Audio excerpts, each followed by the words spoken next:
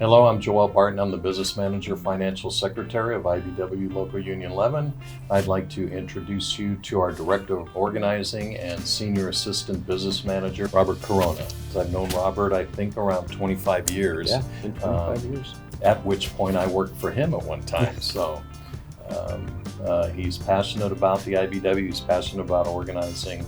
We're here today to talk about the organizing department, which Robert is the head of, and he'll tell a little bit about what they do. We're probably the largest organizing crew in the entire United States.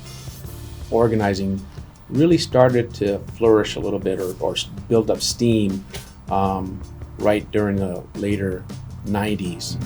And this local was starting to build up a crew, and I was asked to come on as an organizer. When you came on, you learned organizing is the lifeblood of the local, in any union. You know, we bring training, we bring safety, all that adds value to the project because our contractors can perform those projects with the utmost safety standards and with the best trained electricians we have out there.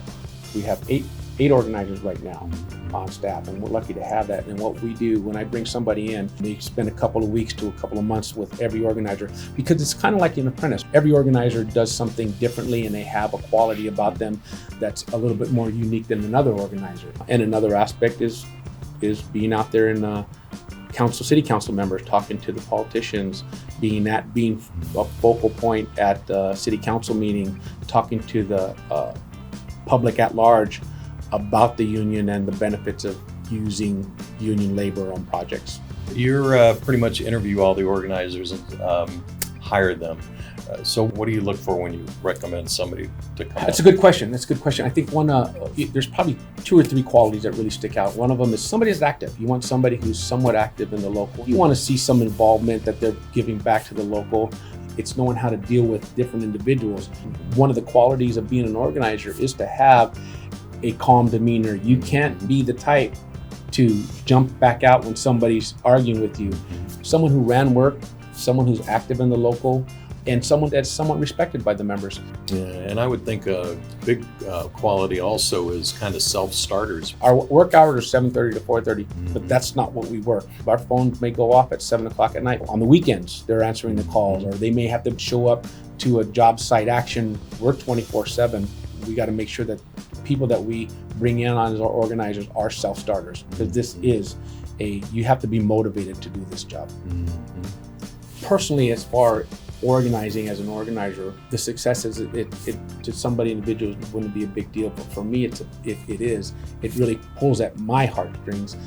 When I run into somebody that I brought in as an organizer, you see somebody years later and they say, "Oh, you organized me in on hey, you changed my life." For me, I went to an apprenticeship graduation, and one of the members, "Hey, Robert, hey, how are you? My son's graduating apprenticeship."